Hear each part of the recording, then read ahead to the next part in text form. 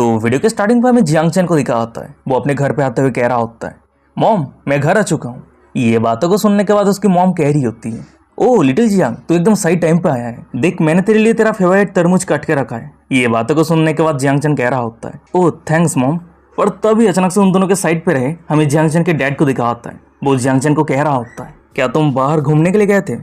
वैसे तुम कह रहे थे ना कि तुम ग्रेजुएशन ट्रिप के लिए जा रहे हो, क्या तुमने डिसाइड किया है कि तुम किस यूनिवर्सिटी पे जाना चाहते हो? तभी अपनी डैड की ये बातें को सुनने के बाद जियांग चैन कह रहा होता है, वेल मैं सेनगा यूनिवर्सिटी पे जाने के बारे में सोच रहा हूँ, पर उससे पहले मैं देखना चाहता हूँ कि वो एरिया कैसा है। जियांग चैन की ये बातें को सुनने के बाद उसका डैड कह रहा होता है, अच्छा ठीक है तुम जो भी डिसीजन लेते हो हम तुम्हें सपोर्ट करेंगे, और बात रही खर्चे की तो तुम चिंता मत करो, तुम्हारी मॉम तुम्हें पैसा ट्रांसफर कर देगी। वहीं पे डैड की ये बातें को सुनने के बाद जियांग चैन की मॉम हंसते हुए कह रही होती है, हनी अगर तुम उसके ऊपर इस तरीके से पैसा फेंकते रहते हो तो तुम उसे स्पॉइल कर दोगे, वो एक मामा बॉय या फिर एक डैडी बॉय बन जाएगा, फिर उसके बाद उसके लिए वाइफ ढूंढना बहुत ही ज्यादा मुश्किल हो जाएगा। तभी अपनी मॉम डैड की ये बातें को सुनने के बाद जियांग चैन खुद के ऊपर एम्बेरस होते हुए कह रहा होता है, कम ऑन मॉम आप इस तरीके से बातें मत कहिए। फिर उसके बाद वो मन में कह रहा होता है, मैं पास्ट लाइफ में ऐसा बुद्धू जियांग चैन नहीं रहा, अब मैं आप सभी को डिसअपॉइंट नहीं करूंगा, मैं आप दोनों के लिए एक बहुत ही बढ़िया डॉटर इन लॉ लेके आऊंगा। तभी सीन शिफ्ट होता है, दूसरे दिन सुबह का सीन दिखा होता है। वहीं पे हम जियांग चैन को देखते हैं, वो सेनगाई सिटी पे जाने के लिए प्लेन पे चढ़ गया होता है। वो अपने सीट को ढूंढते हुए मन में कह रहा होता है, छह मुझे पहले ही टिकट बुक कर लेना चाहिए था, नहीं तो मुझे इस तरह के प्रॉब्लम फेस नहीं करना पड़ता। वो ये सब कुछ सोचते हुए आगे बढ़ ही रहा होता है, पर अचानक से एक लड़की से धक्का हो जाता है। वो माफी मांगते हुए कह रहा होता है, एक्सक्यूज मी मुझे माफ कर देना। पर जब वो लड़की पीछे मुड़ती है, उस लड़की को देखने के बाद जियांग चैन बहुत ही ज्यादा शॉक हो जाता है। शॉक होते करते कि क्या जुयान? और वही भी जियांग चैन को देखने के बाद वो लड़की कह रही होती है, ओह तुम तो जियांग चैन हो। ये बातों को सुनने के बाद जियांग चैन कह रहा होता है, एकदम सही कहा, वैसे यहाँ पे मेरा सीट है। तभी जियांग चैन की ये बातों को सुनने के बाद वो लड़की कह रही होती है, वाह क्या कोइंसिडेंट है, मेरी भी सीट यहीं पे है। फिर उसके बाद वो लड़की उस सीट पे बैठ जाती है। पर तभी अचानक से हमें दिखा होता है कि उस जगह पे एक बंदा आ जाता है, और वो जियांग चैन को दूर करते हुए जुयान के सामने आते हुए कह रहा होता है, हेलो ब्यूटीफुल लेडी, मेरा भी सीट यहीं पे है, एकदम तुम्हारी साइड पे। देख के ऐसा लग रहा है कि हम एक साथ ट्रैवल करने वाले हैं। उस बंदे की ये बातें को सुनने के बाद ही जियांग चैन जुयान को अपने सीट पे बैठने के लिए कहता है, और जियांग चैन खुद मिडिल की सीट पे बैठ जाता है। तभी जियांग चैन की ये सब कुछ हरकतों को देखने के बाद वो बंदा थोड़ा गुस्सा हो जाता है। वो अपने गंभीर आवाज में कह रहा होता है, हे ब्रो ये मिडिल का सीट वो ब्यूटीफुल लेडी का है ना, तो तुम प्लेन पे किसी का सीट इस तरीके से चेंज नहीं कर सकते हो। तभी उस बंदे की ये बातों को सुनने के बाद जियांग चैन कह रहा होता है, हम एक साथ ट्रैवल कर रहे हैं तो इसलिए हम कहाँ पे बैठे, सीट कहाँ पे चेंज करें, ये सब कुछ को लेकर तुम्हें कोई काम नहीं है। वही भी जियांग चैन की ये बातें को सुनने के बाद वो बंदा अपने सीट पे बैठते हुए जुयान को कह रहा होता है, तो ब्यूटीफुल लेडी तुम सेनगाई सिटी पे क्यों जा रही हो? ये बातों को सुनने के बाद जुयान ना चाहते हुए रिप्लाई करते हुए कह रही होती है, काम के लिए शायद। फिर उसके बाद वो ब्लास्टिंग करते हुए अपने साइड पे रहे जियांग चैन को कह रही होती है, जियांग चैन तुम्हारा क्या, तुम क्यों जा रहे हो? ये बातों को सुनने के बाद जियांग चैन कह रहा होता है, वेल मैं घर पे थोड़ा बोर हो गया था तो इसीलिए मैंने सोचा कि सेनगाई सिटी पे थोड़ा ट्रिप ले लूं।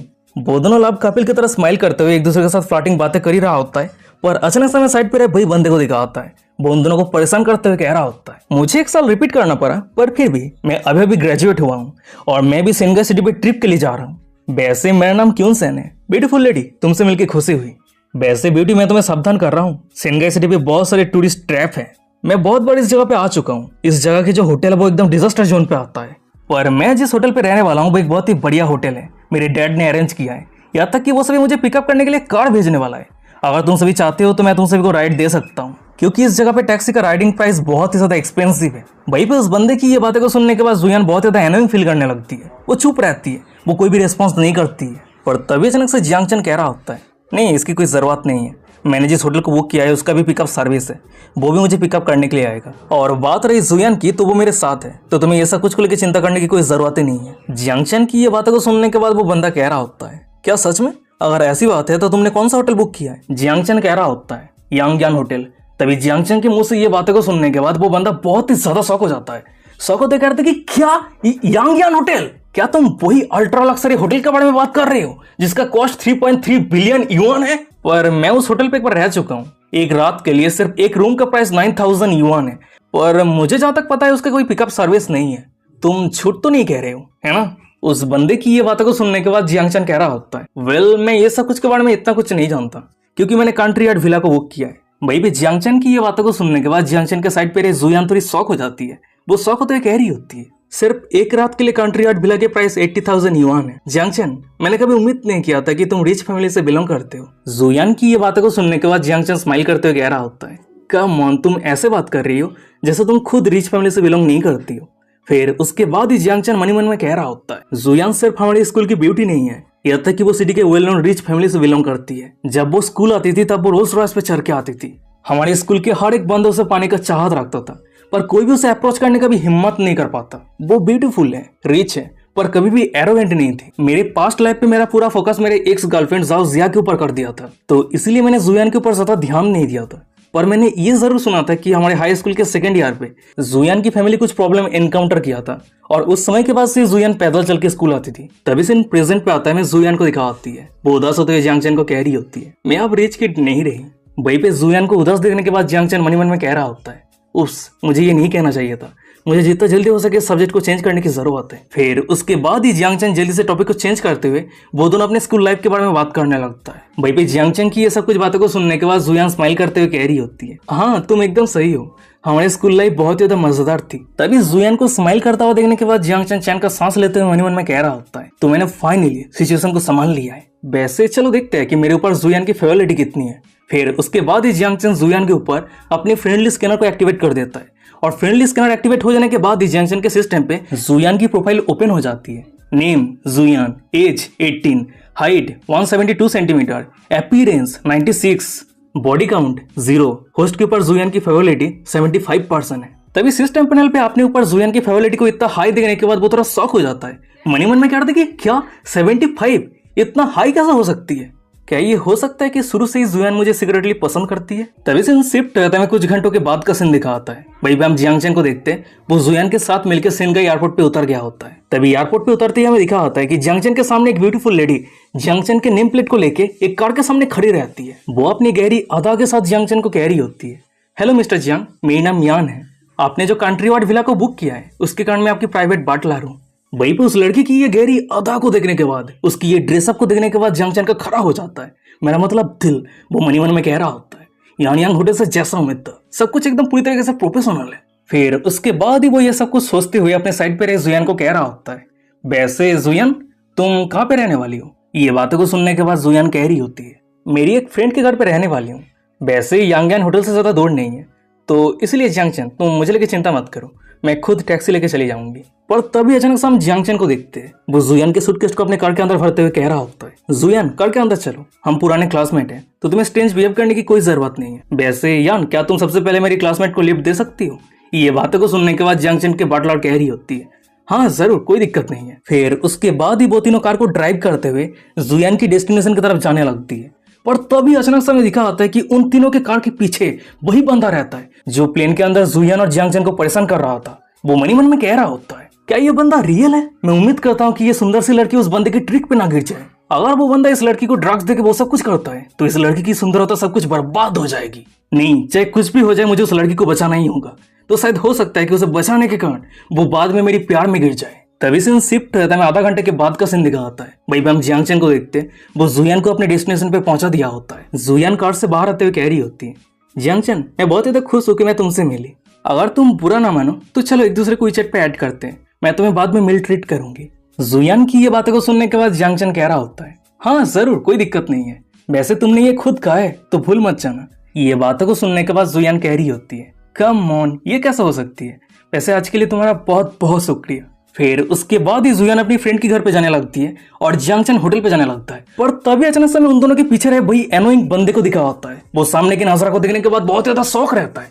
मनी मन में कह रहा था कि क्या ये कैसे पॉसिबल हो सकता है? वो बंदा असल में इतनी ब्यूटीफुल लड़की को यूं ही जाने दिया? अच्छा, देखिए ऐसा लग रहा है कि मेरा हीरो वन के रोमांटिक एनकाउंटर पूरी तरीके से बर्बाद हो गया। तभी सीन शिफ्ट रहता है, 1 घंटे के बाद का सीन दिखा आता है। जियांगचन अपना बुक किया हुआ कंट्री वार्ड विला पे आ गया होता है। वो सामने के नजारा को देखते हुए मनी मन में कह रहा होता है, बुरा नहीं है, यांगयान होटल के कंट्री वार्ड विला से जैसा उम्मीद था, मैंने जितना सारा पैसा खर्चा किया है सब कुछ उड़ती है। वो ये सब कुछ सोच ही रहा होता है, पर अचानक से हम जियांगचन के प्राइवेट बाटलर यान को देखते हैं। वो पीछे से जियांगचन के कपड़े को धीरे धीरे खोलते हुए कह रही होती है, वेल जियांगचन, तुम्हारा बात रेडी हो चुका है। तभी यान की ये सब कुछ हरकत को देखने के बाद जियांगचन बहुत ही ज्यादा शौक हो जाता है।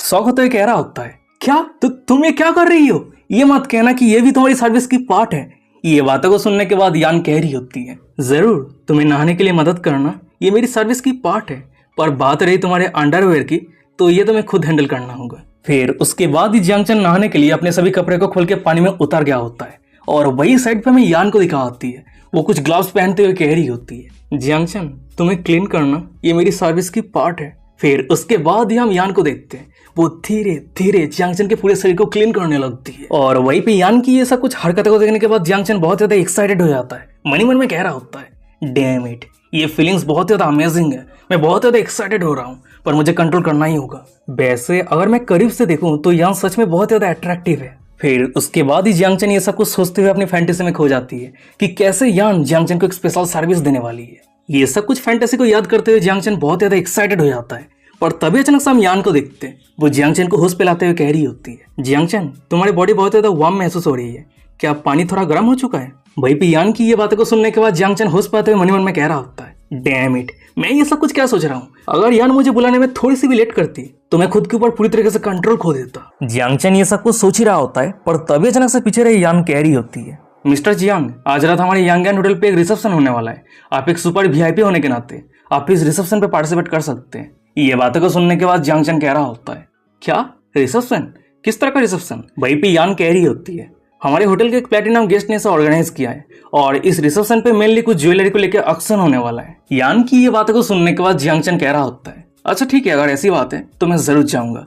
तभी सीन शिफ्ट होता है, कुछ घंटों के बाद का सीन दिखाता है। वहीं पर हम यान को देखते हैं, वो जियांगचन को ऑक्शन हाउस पे लेके आ गई होती है। फिर उसके बाद ही वो वहां से जाते हुए कह रही होती है, अच्छा ठीक है मिस्टर जियांग, मैं अभी जा रही हूँ, आप एंजॉय कीजिए, अगर किसी चीज की जरूरत पड़ता है तो आप मुझे कांटेक्ट कर सकते हैं। तभी यान के वहां से जाने के बाद ही जियांगचन आसपास की नजारा को देखते हुए मन ही मन में कह रहा होता है, ओ ऑक्शन ऑलरेडी शुरू हो चुका है, वैसे आसपास की नजारा बहुत ही ज्यादा लाभली है। फिर उसके बाद ही वो ये सब कुछ सोचते हुए उसी जगह पे आ जाता है जिस जगह पे ऑक्शन हो रहा होता है। वहीं पे एक एंकर अनाउंस करते हुए सभी को कह रहा होता है, तो चलिए अब जो नेक्स्ट ऑक्शन होने वाला है वो है एक टॉप नॉच वॉच। इसे पूरे 10 साल तक डेवलप करने के बाद फाइनली आज इसे मार्केट पे लॉन्च किया जा रहा है। ये एक ग्लोबल लिमिटेड एडिशन है, इस तरह के वॉच पूरी दुनिया में सिर्फ 10 एग्जिस्ट करता है। तो चलिए इसका बिडिंग शुरू करते हैं। इसका बिडिंग प्राइस 50 मिलियन से शुरू होता है। वहीं पे उस एंकर की ये बातों को सुनने के बाद, ऑक्शन पे वो वॉच को देखने के बाद जियांगचन बहुत ही ज्यादा शॉक हो जाता है, एक्साइटेड हो जाता है, मन ही मन में कह रहा था कि क्या इस वॉच का प्राइस अभी सिर्फ 15 मिलियन है? क्योंकि मुझे जहां तक पता है सिर्फ 3 सालों के अंदर इसका मार्केट प्राइस 30 मिलियन से भी ज्यादा हो जाएगा। फिर उसके बाद ही वो ये सब कुछ सोचते हुए उस वॉच को पाने के लिए 15.5 मिलियन युआन का बीट लगा दिया होता है। पर तभी एक दूसरा बंदा बीट लगाते हुए कह रहा होता है, मैं 16 मिलियन युआन का बीट लगाता हूँ। वहीं पे दूसरे को बीट लगाता हुआ देखने के बाद भी जियांगचन नहीं रुकता है, वो कंटिन्यूअसली बीट लगाने लगता है। तभी जियांगचन को इतना हाई अमाउंट का बीट लगाता हुआ देखने के बाद वहीं पे जितने सारे लोग थे वो सभी बहुत ही ज्यादा शॉक हो जाता है, वो सभी अपना अपना बातें करने लगता है। वहीं पे एक बंदा कह रहा होता है, होली काउ, ये बंदा कौन है, सिर्फ एक वॉच के लिए 18 मिलियन युआन खर्चा कर रहा है। और वही दूसरी तरफ हमें दिखा होता है कि जियांगचन की 18 मिलियन बीटिंग के बाद और कोई भी उस वॉच के ऊपर बीट नहीं लगाता है। ये देखने के बाद स्टेज के ऊपर है वो एंकर अनाउंस करते हुए कह रहा होता है, 18 million once, 18 million twice, 18 million 3 times sold. Congratulation बेटा 35, आप इस आइटम को जीत चुके हैं। तभी से शिफ्ट होता है, दूसरी तरफ दिखा होता है कि दो rich second generation young master Jiangchen के सामने आते हुए कह रहा होता है, हे बड़ी, हेलो, मेरा नाम क्यूनफेन है और मेरे दोस्त का नाम वांगजेन है। असल में इस वॉच को पाने के लिए तुम्हारे साथ जो कॉम्पीट कर रहा था वो मैं था। वैसे मैं देख सकता हूँ कि ब्रदर जियांग इस वॉच को बहुत ज्यादा पसंद करने लगा है। क्या ब्रदर जियांग लक्सरी वॉच को लेकर बहुत ज्यादा इंटरेस्ट रखता है? ये बातों को सुनने के बाद जियांगचन कह रहा होता है, वेल मैं ये नहीं कहूंगा कि मुझे इंटरेस्ट है या फिर पसंद है, या तक कि मैं इस तरह के वॉच तो पहली बार खरीद रहा हूँ, मैं सिर्फ कुछ नया ट्राई करना चाहता हूँ। जियांगचन की ये बातों को सुनने के बाद क्यूनफेन बहुत ज्यादा शॉक हो जाता है, वो हंसते हुए कह रहा होता है, डैम इट, ब्रदर जियांग सच में बहुत ज्यादा एक्स्ट्राऑर्डिनरी है। वैसे मैंने ब्रदर जियांग को इस तरह की जगह पे पहले कभी नहीं देखा है, तुम बहुत ज्यादा अनफेमिलियर लग रहे हो। ये बातों को सुनने के बाद जियांगचन कह रहा होता है, वेल मैं कल ही सिनगाई सिटी पे आया हूँ यूनिवर्सिटी पे ज्वाइन होने के लिए, तो ये नॉर्मल सी बात है कि तुमने मुझे पहले कभी नहीं देखा है। तभी जियांगचन की ये बातों को सुनने के बाद क्यूनफेन और भी ज्यादा शॉक हो जाता है, वो शॉक होते हुए कह रहा होता है, क्या तुम यूनिवर्सिटी स्टूडेंट हो? इसका मतलब तुम्हारी उम्र सिर्फ 18 साल है?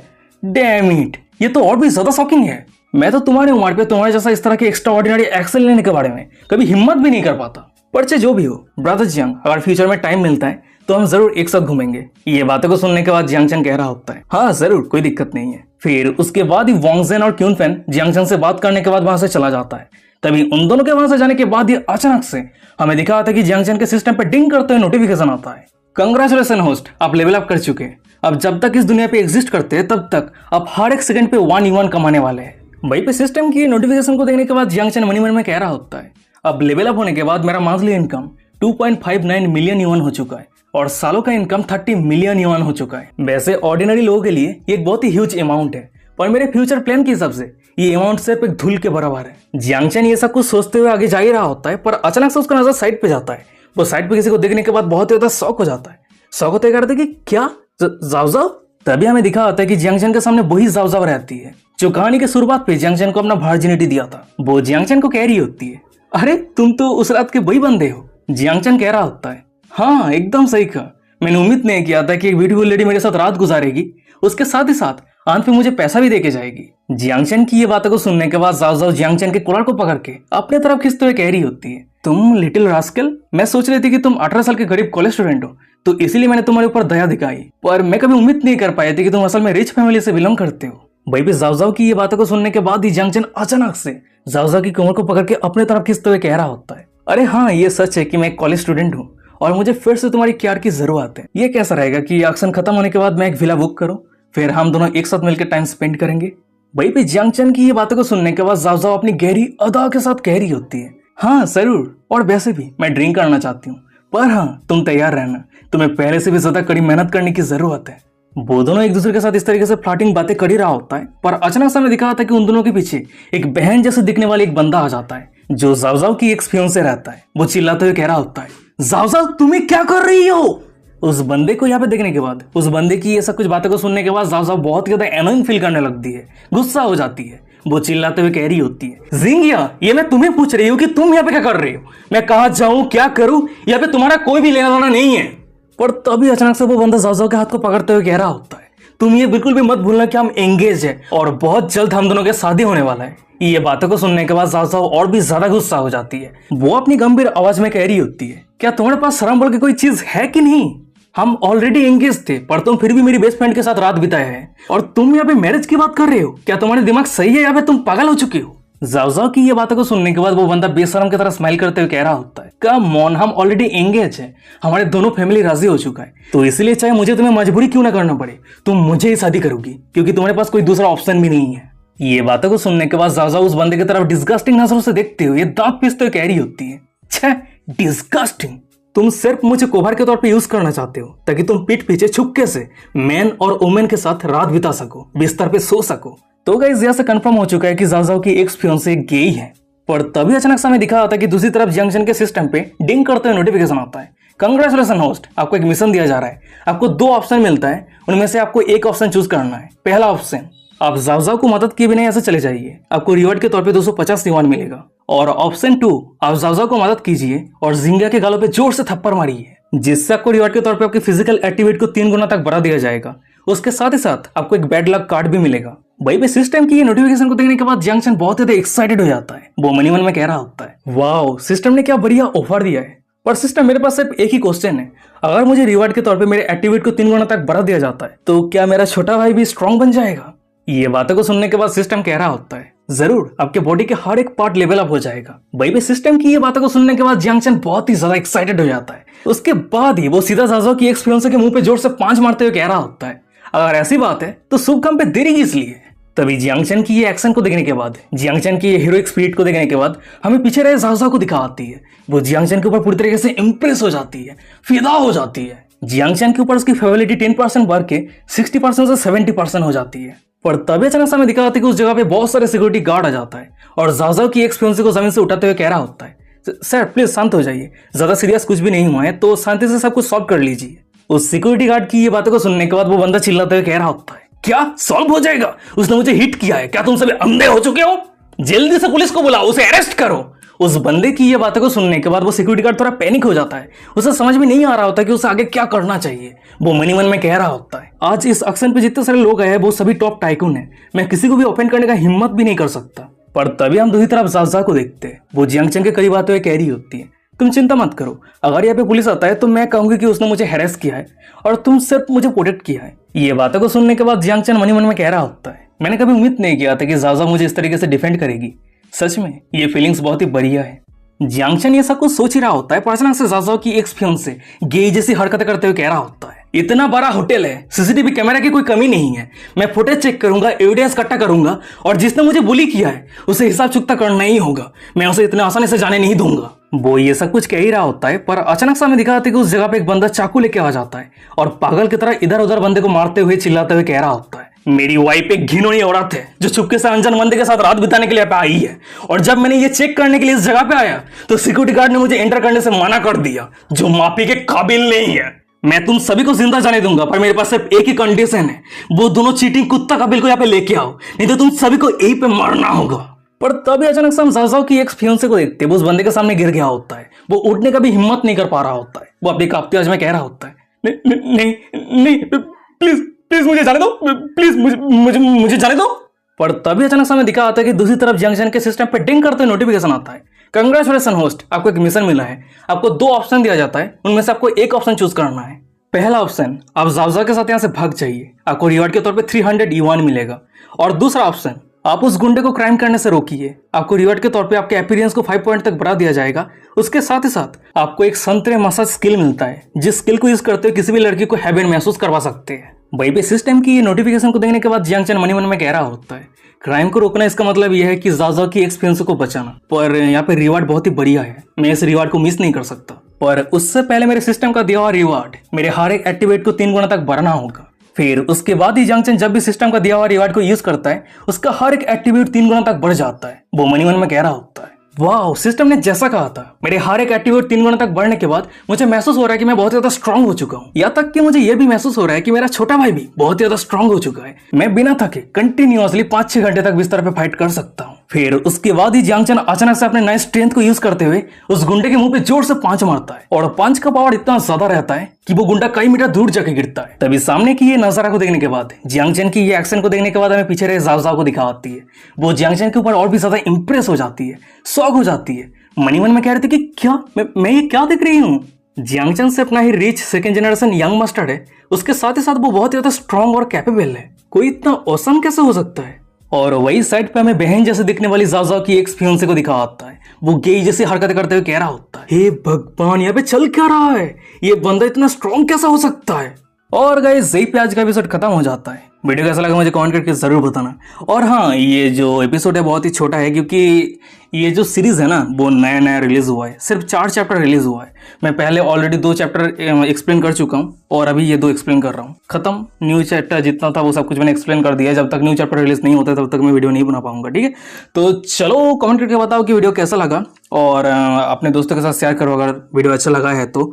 और अभी तक हमारे टेलीग्राम पे ज्वाइन नहीं किया तो ऑफिशियल कोई भी अपडेट होता है, कोई भी फास्ट अपडेट होता है, वो सबसे पहले मैं वहीं पे देता हूँ, तो जाके ज्वाइन कर लेना। और अभी तक हमारे इंस्टाग्राम पे फॉलो नहीं किया तो हमारे बैकअप के लिए, अगर हमारे चैनल पे कोई कुछ भी हो जाता है तो इन्फॉर्मेशन दे सकूँ, तो इसलिए इंस्टाग्राम पे फॉलो कर लेना। वीडियो के डिस्क्रिप्शन में लिंक मिल जाएगा, जाके ज्वाइन कर लेना।